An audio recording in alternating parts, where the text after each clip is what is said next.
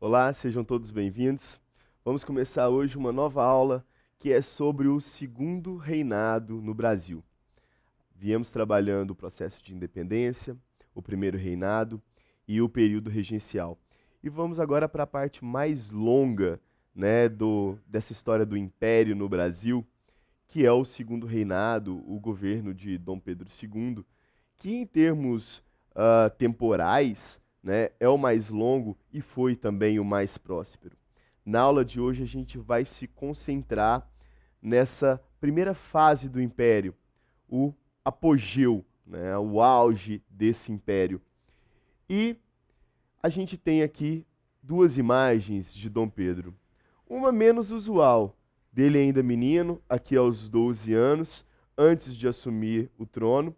E aqui, a imagem que ficou mais popularizada, que é do imperador de longas barbas brancas, que a idade mostra, né, a maturidade, a experiência. Então ele gostava de ser retratado assim, né, nessa figura austera, que impõe respeito, confiança, a experiência dos anos. Ele assume o segundo reinado ainda aos 14 anos. A gente viu que o golpe da maioridade, aquele arranjo que levou à maioridade de Dom Pedro e que o conduziu ao trono mais cedo, foi necessário devido às agitações do período regencial. Isso não quer dizer que as agitações terminaram. Quando ele assume, Dom Pedro II assume o trono ainda em 1840, muitas agitações ainda ocorriam. Cabanagem, balaiada e farroupilha estavam ainda em andamento. E ainda por cima, em 1842, liberais e conservadores no Rio de Janeiro, em São Paulo e em Minas vão entrar num conflito armado, a gente vai tratar disso daqui a pouco. Mas a imagem que se populariza de Dom Pedro, mais velho e experiente, é a cara desse segundo reinado de uma grande longevidade, porque começa em 1840 e dura até 1889, quando é proclamada a República no Brasil. Então, a aula de hoje a gente vai se concentrar nessa ideia. O que tornou possível, então vamos tentar desvendar isso. O que tornou possível essa prosperidade do Império? Bom, uma parte dessa prosperidade está ligada com os arranjos políticos que Dom Pedro conseguiu habilmente fazer. Entre elas, entre essas artimanhas, um revezamento no poder entre liberais e conservadores. Nós sabemos que liberais e conservadores, usando um termo do próprio período, eram farinha do mesmo saco. Ou seja, latifundiários, escravocratas, agroexportadores, que tinham como interesse o poder, se manter no poder, participar da administração do Estado e excluir as camadas populares do processo político. Então, isso era uma característica básica das elites brasileiras. Esse desejo pelo poder e essa origem comum. Bom, liberais e conservadores disputaram, por meio das armas, o poder em 1842. São as revoltas liberais. O grupo liberal que tenta tomar o poder porque os conservadores voltaram, né, tanto para o executivo quanto para o legislativo.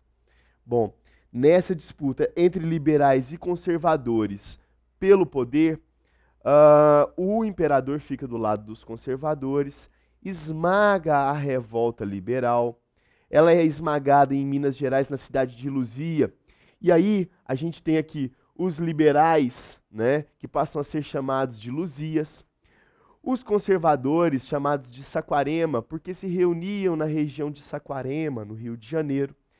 E estão numa balança aqui, e nas eleições, a revista ilustrada do senhor Ângelo Agostini, um grande ilustrador do Brasil no século XIX, que publicava essa revista, habilmente percebeu, né, que na balança estavam equilibrados liberais e conservadores, e na eleição ele se pergunta para onde penderia a balança? Para onde penderá a balança? A balança pende para onde o imperador indica.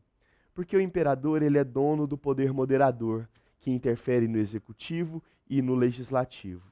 Então, o revezamento entre liberais e conservadores no poder, longe de trazer desarmonia, ao contrário, trouxe harmonia. Ao que a gente pode pensar num desequilíbrio, o revezamento trouxe equilíbrio.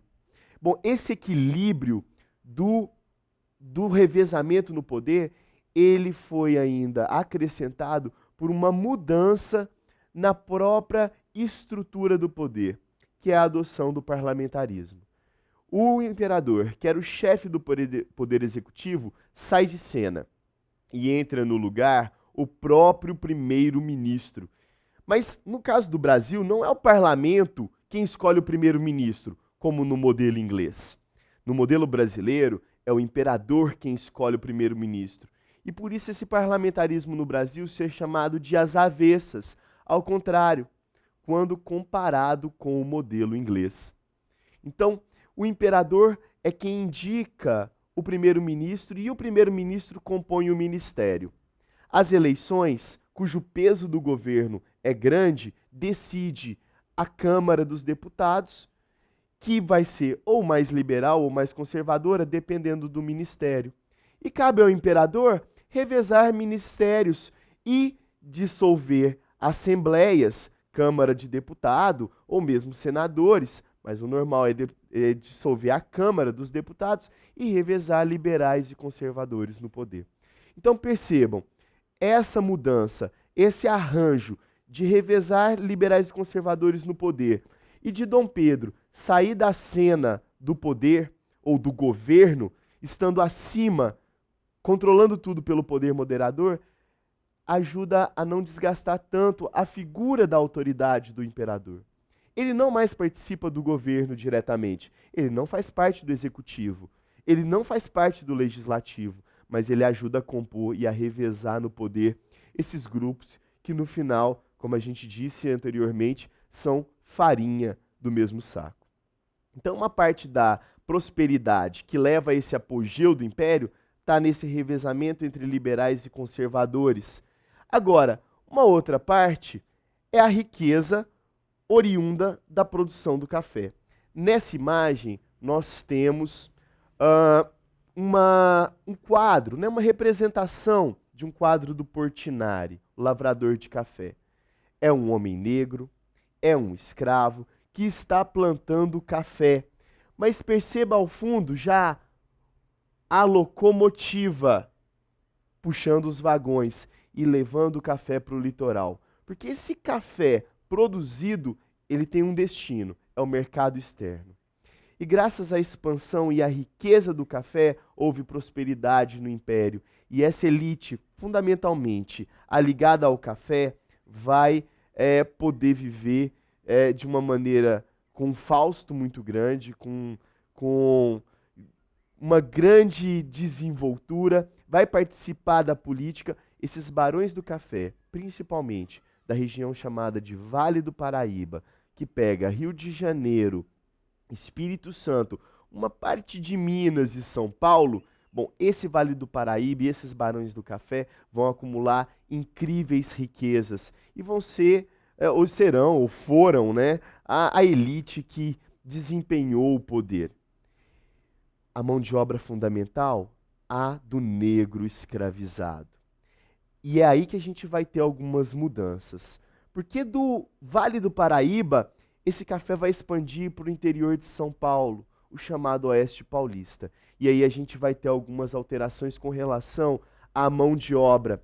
E uma nova elite que se forma com interesses diversos dessa elite, desses barões do café do Vale do Paraíba, cuja mão de obra é escravizada. Então, nesse quadro do Portinari, a gente já tem uma região que não é mais a do Vale do Paraíba, mas para nós indica já uma região que já é a do Oeste Paulista. Uma região que geograficamente é mais plana, que tem mais possibilidade de ampliação da área, que não sofre, como no oeste, no Vale do Paraíba, com os problemas de erosão e lixiviamento do solo, desgaste do solo. O problema do oeste paulista é a distância, mas aí o Império vai dar conta disso. Como? Modernizando. Modernização, para essa elite brasileira, significa ampliar os portos e construir ferrovias para escoar a produção do café, cujo destino é a Europa e os Estados Unidos. E a gente tem um quadro bem interessante aqui, que está relacionado com a entrada de escravos no Brasil e com a política externa brasileira que muda. Porque se o Estado precisa modernizar a estrutura, precisa também arrecadar mais. E essa arrecadação, o Estado brasileiro, o governo imperial vai buscar aumentando os impostos de importação.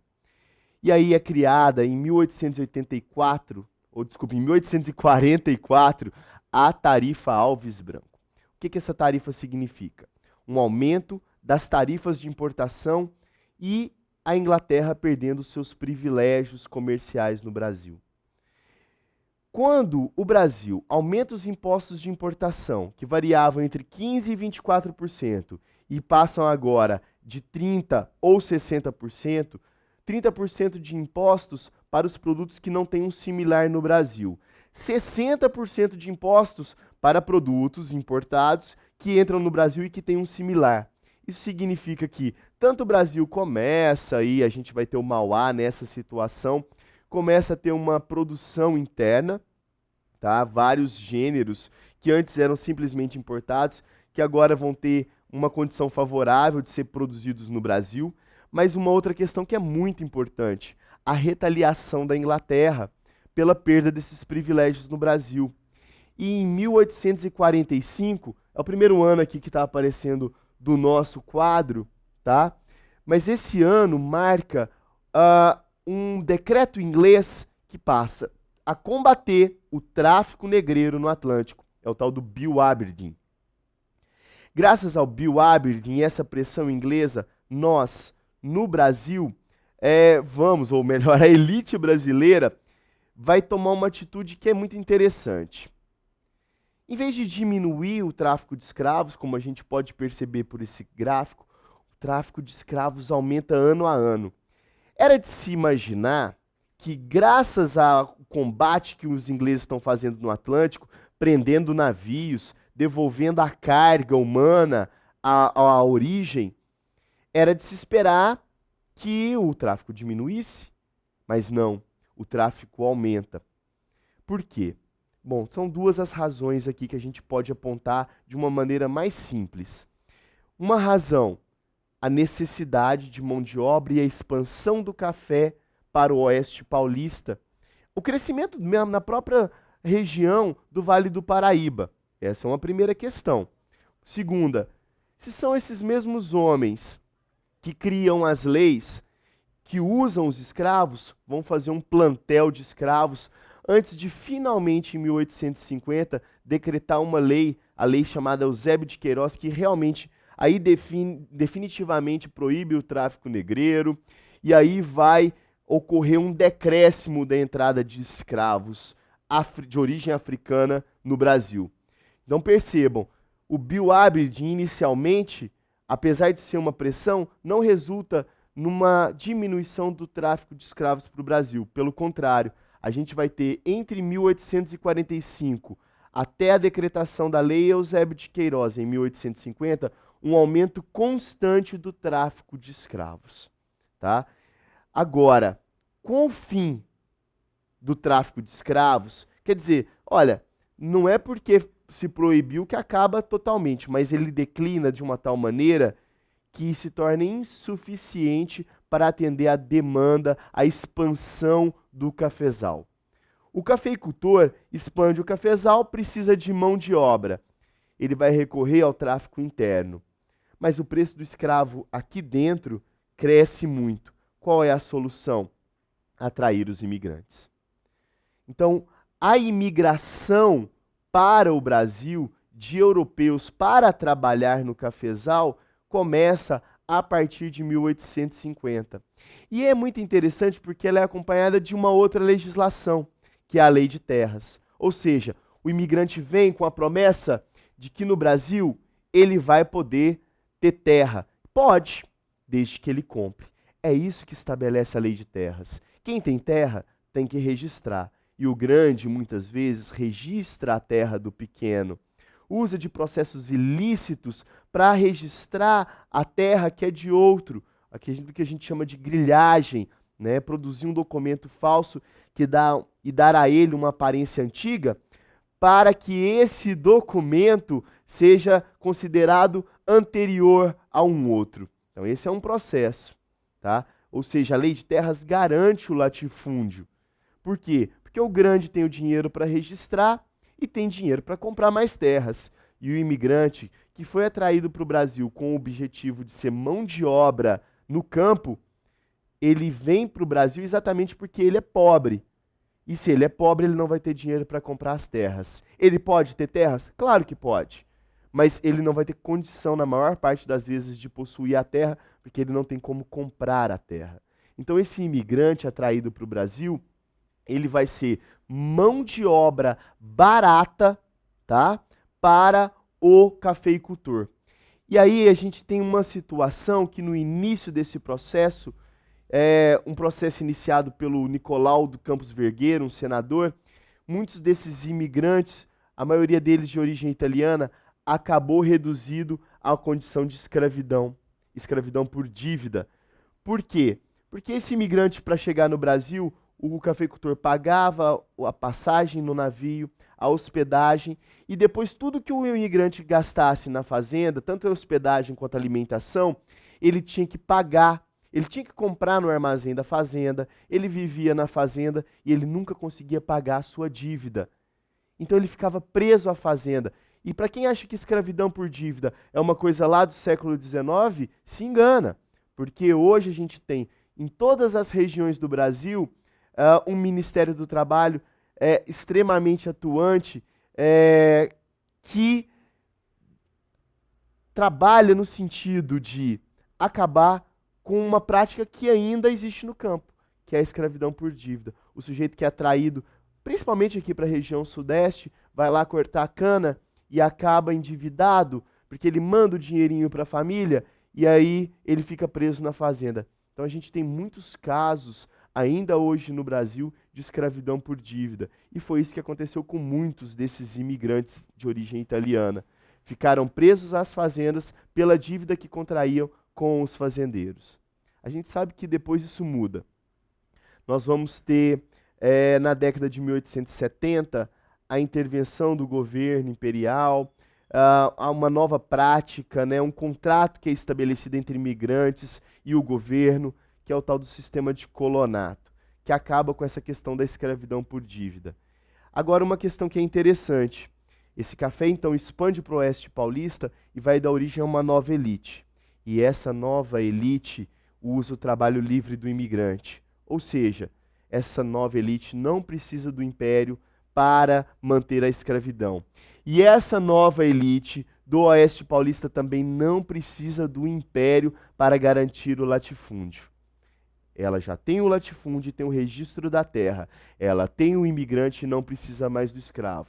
Então, se na origem do império, na independência, a elite brasileira se une à figura imperial para garantir latifúndio e escravidão fundamentalmente, isso para essa elite do oeste paulista, a mais rica, isso já não é mais necessário. Ou seja, estamos aqui diante do apogeu do império.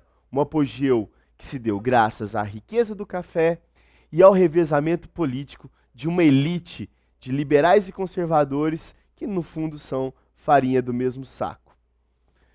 Obrigado pela atenção e continue aprendendo com a TV Senec.